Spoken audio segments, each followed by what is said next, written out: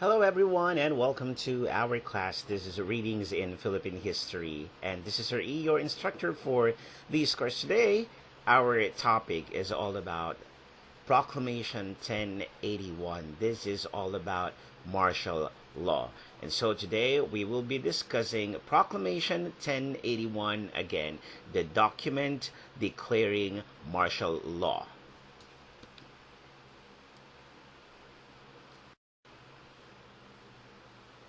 Let's have a bit of a backgrounder before the proclamation of martial law. Now, this was already the end of the American colonial period and the start of the Third Philippine Republic. The United States already granted us independence back in July 4th of 1946. The Constitution in effect at that time was the 1935 Constitution. It states that presidents of the Philippines shall have a 4-year term. He or she can be re-elected once. Thus, if re-elected, the total service of the President of the Philippines according to the 1935 Constitution can be 2 terms or 8 years maximum. Now here are the presidents of the Third Philippine Republic. We have Manuel Rojas, Elpidio Quirino, Ramon Magsaysay, Carlos Garcia, Diosdado Macapagal, and Ferdinand de Edralin Marcos. They were the presidents of the Third Philippine Republic. Let's talk about the first term of Ferdinand Marcos as the president of the Philippines. This was from 1965 up to 1969. For the most part, Marcos's first term was excellent. He built 17,000 classrooms in his first 6 months in office, compared to Diosdado Macapagal, who, during his presidency, was only able to build 500 classrooms. That was in 4 years. Ferdinand Marcos also led several infrastructure projects, including the San Juanico Bridge in Leyte. Thus, because of his excellent first term, he got re-elected for a second term.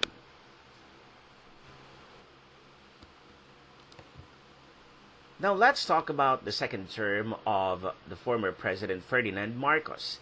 This was from 1969 up to 1973. Now, Marcos's term was supposed to end in 1973. When that time comes, he shall not be eligible for re-election.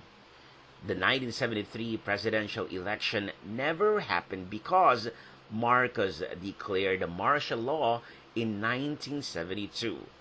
Marcos then promulgated the 1973 Constitution, which abolished the Congress. Thus, Ferdinand Marcos was able to stay longer in power.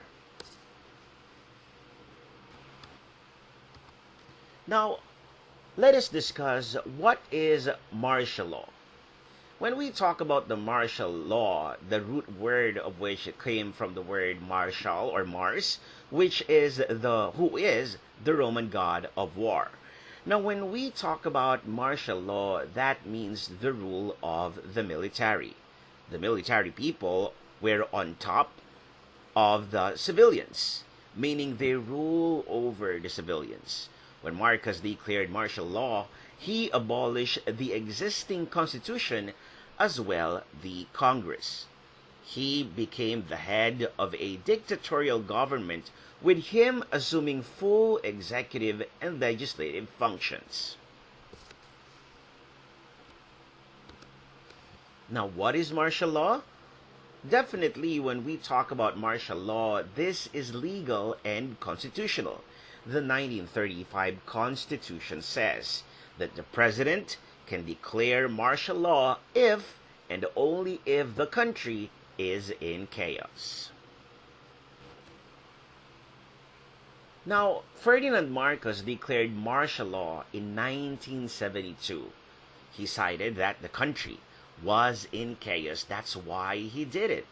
The last straw for him to declare martial law was the ambush of his defense secretary, Juan Ponce Enrile, the superhuman Juan Ponce Enrile, on September 22, 1972. Proclamation 1081 is the document that officially put in orbit martial law. It was dated September 21, 1972, but the TV and radio broadcasts of its declaration was done on September 23, 1972. Let us read the primary document and see if the country was really in chaos at that time. Now, let's review the details of Proclamation 1081 and let's answer altogether the following questions. According to paragraph 1, who are the people who joined and banded together? The answer: communists, the lawless elements, and the ruthless groups. Second question: what is the objective of these people mentioned in number 1? Their objective was to overthrow the current government and supplant a new government that is communist in nature. Who are Marx, Lenin, and Mao, and what are their nationalities? Karl Marx is considered as the father of communism, who is a German. Lenin is the father of the Soviet Union, who is Russian, and Mao is the father of communist China. Question number 4. According to the second paragraph, what are the 6 types of people that Marcos's enemies have recruited? Answer: the peasants, the laborers, the professionals, the intellectuals, the students, and the mass media personnel. Question number 5. In what year was the New People's Army established? Answer: 1969. Question number 6. Based on paragraph 25, what is the meaning of CPP? Answer: the Communist Party of the Philippines.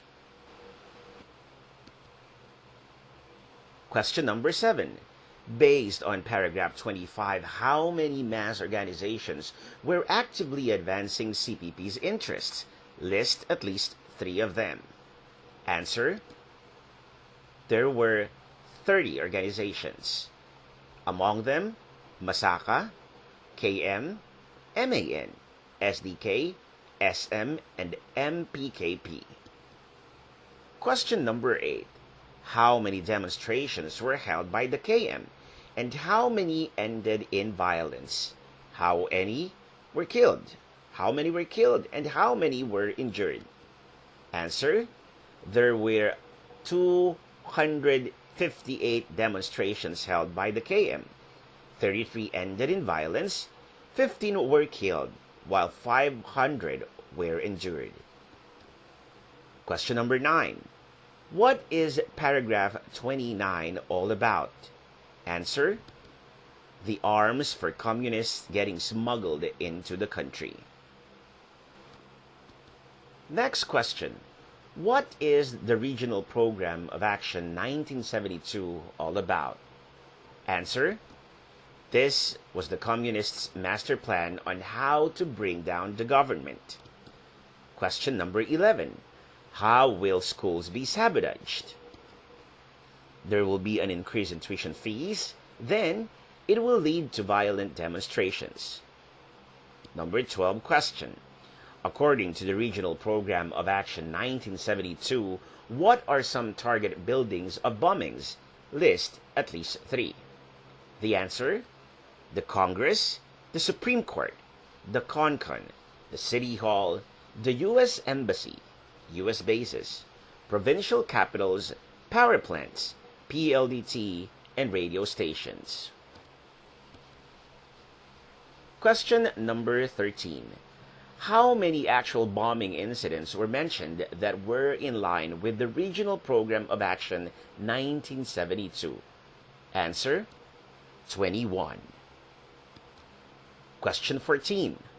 What is the name of the communist squad tasked to assassinate government officials, military personnel, and prominent citizens? Answer: the Sparrow Unit or the Simbad Unit. Question 15. What is the objective of the Muslim armed groups in Mindanao? Answer: to establish a separate and independent political state from the Republic of the Philippines. Question number 16. What are the results of the disorder in Mindanao, and how many people have been killed, how many injured, and displaced? Answer: the results were armed clashes, killings, arsons, rapes, cessation of economic activities. Thus, 3,000 people were killed, 1,000 civilians plus 2,000 armed. Thus, 500,000 people were injured and displaced. Question 17.